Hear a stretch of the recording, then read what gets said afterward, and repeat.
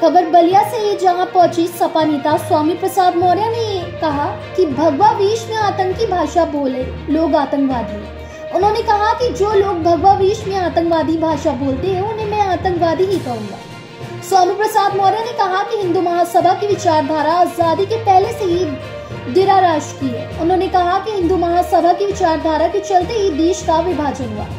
उन्होंने कहा कि जिन्ना देश के बंटवारे के लिए जिम्मेदार नहीं है, देश के बंटवारे के लिए हिंदू महासभा जिम्मेदार है। उसने ही देश का बंटवारा कराया। मीडिया के सवालों का जवाब देते हुए उन्होंने कहा कि जिस तरह काशीराम ने मायावती को उत्तराधिकारी बनाया, उसी तरह मायावती ने आकाश को अपना उत्तराधिकारी बना दिया। स्वामी प्रसाद मौर्य बलिया की रसरा क्षेत्र में बौद्ध सम्मेलन में शिरकत करने पहुंचे थे।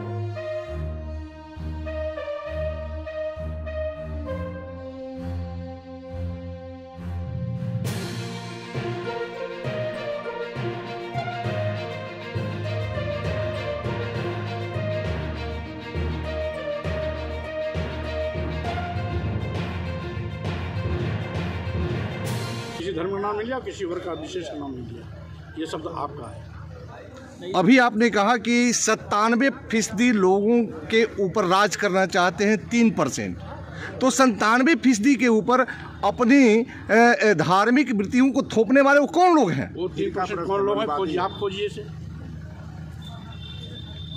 अयोध्या में राम मंदिर की जो प्राण प्रतिष्ठा होने वाली है, हाँ जी, क्या आप उस प्राण प्रतिष्ठा में आप शामिल होंगे?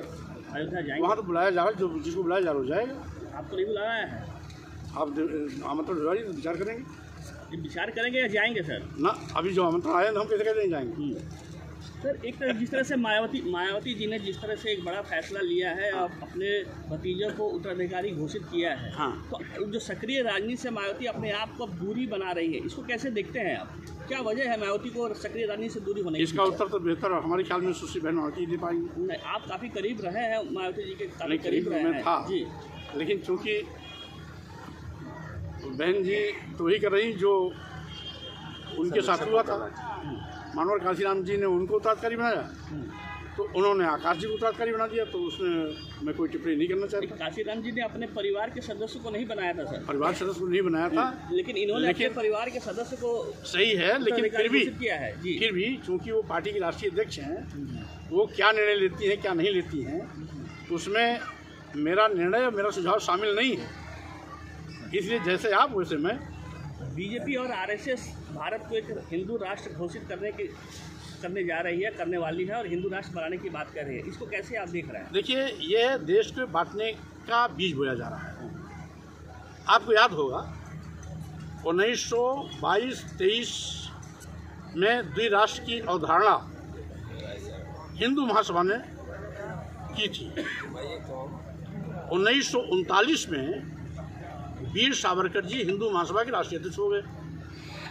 1939 से लेकर 42 तक द्विराष्ट्र की अवधारणा बड़ी तेजी से पकड़ी। 2-4 साल बाद देश आज़ाद हुआ, 47 का समय आया, तो उसमें हिंदू महासभा ने इतना दबाव बनाया कि हिंदुस्तान, भारत और पाकिस्तान का बंटवारा हो गया। वो बंटवारे के लिए जिन्ना जिम्मेदार नहीं थे, हिंदू महासभा जिम्मेदार थी, क्योंकि जिन्ना कभी भी अलग राष्ट्र की मांग नहीं किया। ये तो मजबूरी की परिस्थिति हिंदू महासभा ने पैदा की, जिसके नाते उनको पाकिस्तान में जाना पड़ा और पाकिस्तान लेना पड़ा। आप पक्षधर हैं क्या? हिंदू राष्ट्र घोषित करने के पक्षधर हैं? देखिए, भारत एक संप्रभु राष्ट्र है। इस भारत संप्रभु राष्ट्र बनाने के लिए हमारे देश के हजारों लाखों लोगों ने अपना बलिदान दिया, त्याग किया, जेल की यातनाएं सही, लंबे अरसे तक संघर्ष किया। राष्ट्रपिता महात्मा गांधी, सुभाष चंद्र बोस के नेतृत्व में एक लंबा आंदोलन चला, तब जाकर के इस अवसर आया है। तो आज इसको और सशक्त बनाने की आवश्यकता है, न कि इसको खंडित करने की बात करनी है। सर, आप भगवाधारियों को आपने एक आतंकवादी से तुलना किया था, कैसे इस बयान को कैसे क्या कहेंगे? ये भगवाधारी असली यहाँ बैठे हुए हैं, इसलिए भगवाधारी को मैंने नहीं कहा। वो भगवाधारी जो भगवा के वेश में आतंकवादी भाषा बोलते हैं, वो आतंकवादी हैं। भगवा रंग वाले तो हमारे यहाँ ही बैठे हुए हैं, हमारे भंते लोग भगवाधारी हैं।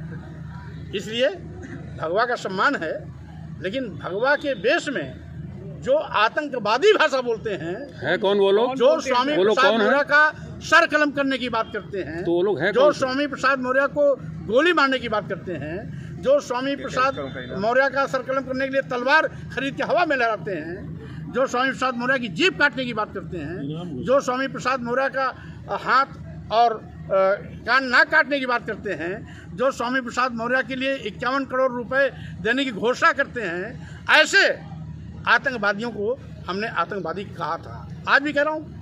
सर तो आप हिंदू के बाद मुसलमान या ईसाई पर क्यों नहीं कटाक्ष करते हैं? आपको ये नहीं मालूम होना चाहिए कि आपको मालूम होना चाहिए कि मैं भी हिंदू धर्म में ही पैदा हुआ, इसलिए अपने जिस घर में मुझको अपमानित किया जाएगा, मैं अपमान की पीड़ा को सार्वजनिक रूप से कहूँगा। अब आप अपने को क्या मानते हैं, हिंदू या कोई अन्य धर्म से? अभी मैं भारतीय हूँ, इसलिए आप बात हिंदू की नहीं है, हमारे यहाँ की तो संस्कृति है, हिंदू मुस्लिम सिख ईसाई सब हैं आपस में भाई भाई, हम तो सभी धर्मों का सम्मान करते हैं, लेकिन आज मैं भारतीय हूँ। सर एक आचार्य क्या है सर? धर्म क्या है? मानवता। अरे भाई, जब भारतीय हूँ और भारतीय संविधान हमारा ग्रंथ है, तो सभी धर्म हमारे धर्म है। उस ग्रंथ को भी तो आप अपमानित कर रहे हैं सर, सनातन धर्म को भी अपमानित कर रहे हैं। आपको यही नहीं मालूम? आपने राम पर टिप्पणी की है, आप पहले सुन लो। जी सर। राम की टिप्पणी मैंने कब किया, पहले बताओ। अभी आपने कहा है कि विदेशों में केवल बुद्ध की बात होती है, विदेशी आते हैं तो बुद्ध की बात आती है। ये राम की धरती पर बुद्ध बाद में आए कि राम बाद में आए? आप ये मोदी जी से पूछिए, मोदी जी अमेरिका में भाषण दे के आए हैं, मन से आप बोल रहे हैं सर, ये राम की धरती है या बुद्ध की धरती है? पूछिए ना, मोदी जी वहाँ अमेरिका में बोल के आए हैं कि मैं भारत भूमि से आया हूँ जहाँ बुद्ध है, मैं बुद्ध की भारत भूमि से आया हूँ जहाँ बुद्ध है वहाँ युद्ध नहीं, तो जाके मोदी जी से पूछिए।